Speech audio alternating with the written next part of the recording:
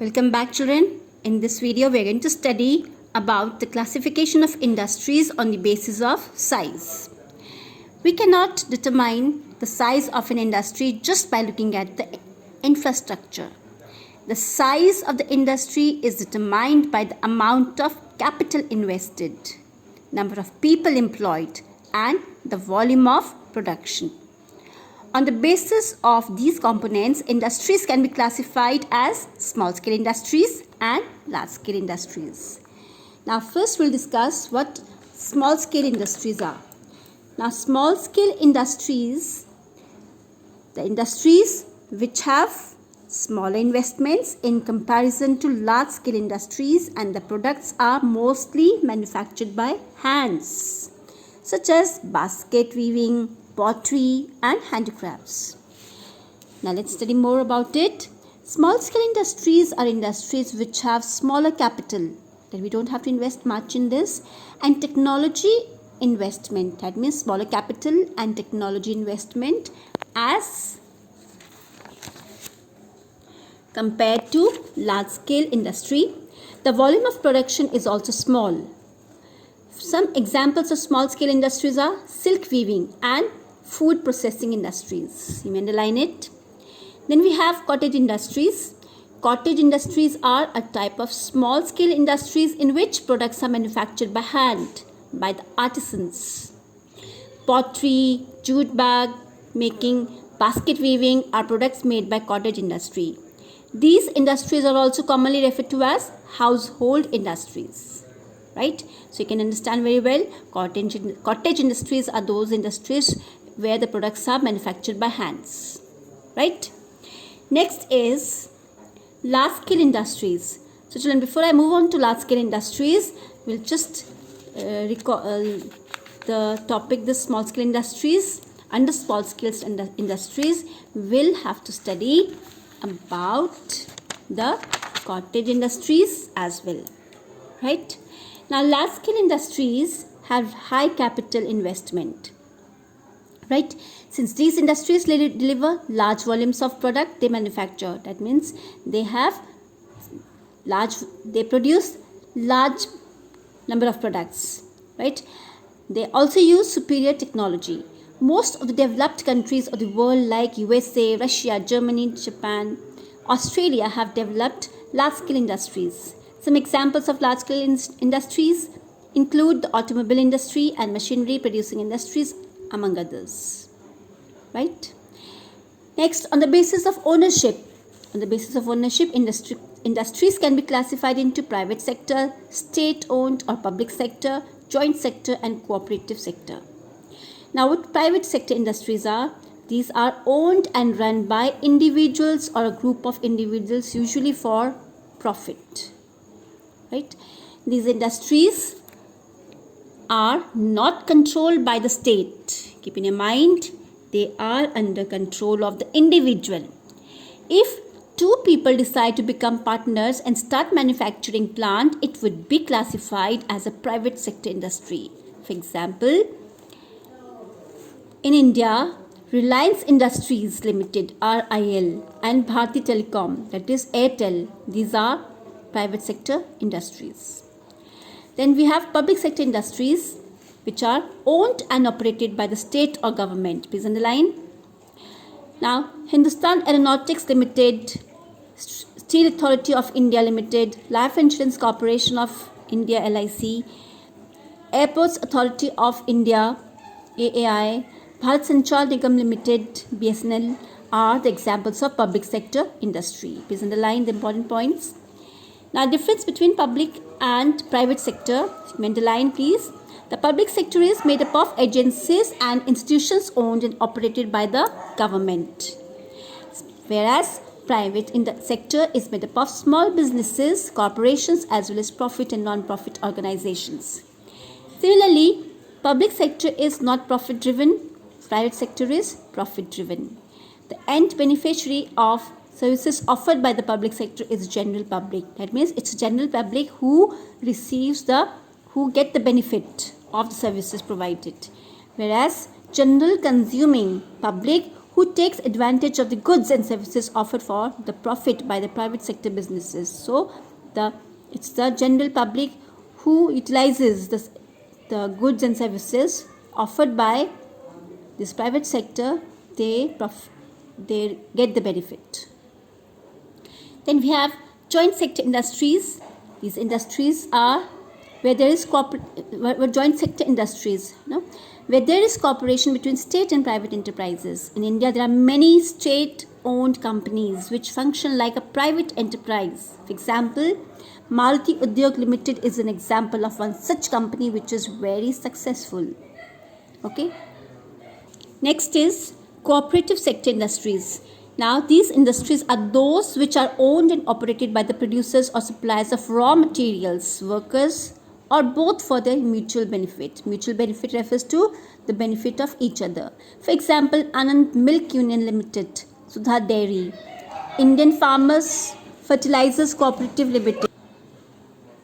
Now, I'll repeat. For example, Anand Mill Union Limited, Sudha Dairy, Indian Farmers Fertilizer Cooperative Limited, which is also called IFCO, and Oil India Limited are examples of cooperative ventures in India. So, cooperative sector industries are owned and operated by producers or suppliers of raw materials, workers, or both for either the producers or the workers for their mutual benefit. Now, next is an activity given to you. Give an example each of the industry types mentioned below. So, you can just go through these and find yourself. This is your homework. Right? Next is factors related to the establishment of an industry. So, which factors help or which factors enable a condition for establishing an industry? Now, with this pictorial diagram, you can come to know that there should be, for an industry to establish an industry, okay, you need to have a proper communication, proper transport system, proper good land, proper power supply, availability of raw material, proper labor, good capital, proper market, okay, and water resources. So, these are the locational factors to set up an industry.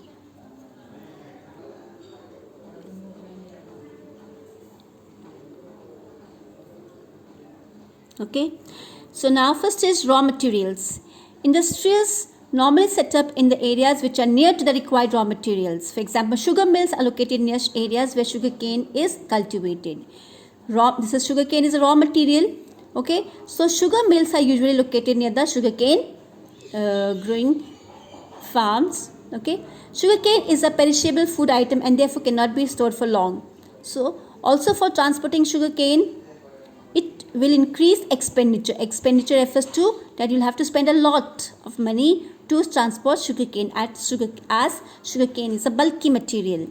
Okay, so they may not survive a long journey to the sugar mills. This is the reason you'll find a number of sugar mills in the two major areas in India. One comprises Uttar Pradesh, Bihar, Haryana and Punjab in the north, and the other that of Maharashtra, Karnataka, Tamil Nadu and Andhra Pradesh in the south. So with this example, you come to know that for an industry to establish, okay, industry should be located near the areas where the raw materials are easily available. Right? Next is power. In order for an industry to function smoothly, and uninterrupted power supply at reasonable rates is required. An industry will also require a strong infrastructure and an excellent communication network. Next is labor. Availability of skilled and unskilled labor with an experienced managerial staff to look over day-to-day administration is required. So therefore, we need to have a good labor, both skilled and semi-skilled. Skilled labor refers to all the trained people, and unskilled refers to the workers who would be working in the industry.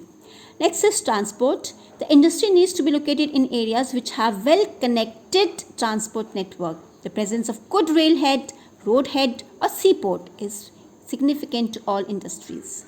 So the location of industry should be in such an area where there is good or well-connected transport network.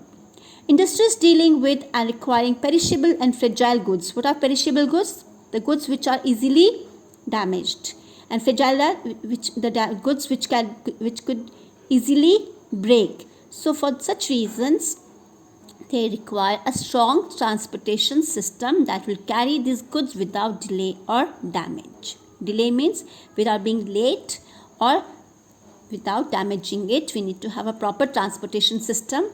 So that is how transport system is also good. Transport system is also one of the requirements of the industries. So next is market. Access to markets is an important factor which the entrepreneur must take into consideration. Industries producing perishable or bulky commodities. Bulky means heavy. Commodities are materials which cannot be transported over long distance, are generally located in close proximity to markets. So all the perishable goods, if the goods are perishable or fragile, those are located near the markets. So markets should be nearby the industries for proper delivery. Industries located near the markets could be able to reduce the cost of transport in distributing the finished product, as in the case of bread and bakery, ice, tins, cans, manufacturing, etc. Accessibility of markets is more important in the case of industries manufacturing consumer goods rather than producer goods. So, market should be nearby the industries for proper delivery. Okay. Now, next is capital. Availability of capital investment for purchase of machines, power, labor, transportation cost, and purchasing of raw materials. So that means you should have proper amount to invest on the purchase of all these things for all these requirements. Next is government policies. Suitable government policies and political stability are also significant factors that influence the location of an industry. If that particular area has proper good government policies, then it's helpful for the industry. Next is political stability. If there are no riots, there are no strikes, etc., in that particular place, the industry is definite to flourish. Next is water. Some industries require water as one of their inputs. If these inputs is requirements, some industries need water. Okay, if these industries are located near water bodies or places where there is adequate water supply, they will have reduced production costs. So they don't have to spend much on the supply of water if the water is available easily. Right? So here you can see industry, a complete process. Here it's a depiction of how a sugarcane industry,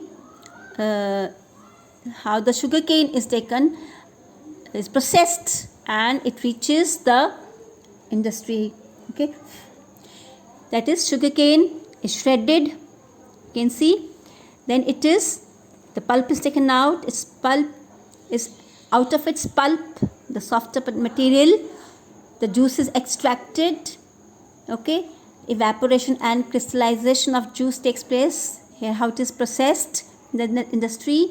And there's a refined sugar is produced over here, and sugar which we used, that we actually use at homes.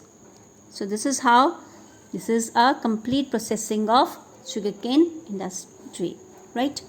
Now next is, here we have the pictorial depiction of what all things are required, what all inputs are required over here. You'll find we need, for sugarcane industry, we need proper raw material, good labor, machine, transport system, and good infrastructure. Okay, these are the inputs. And what are the results?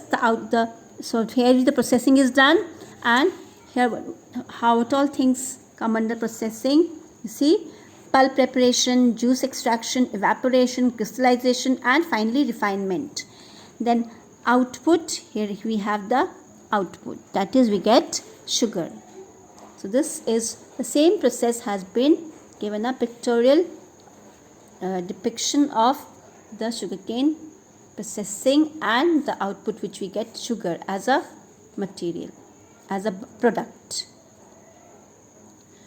Okay, so we'll study up till here in this video. Thank you very much.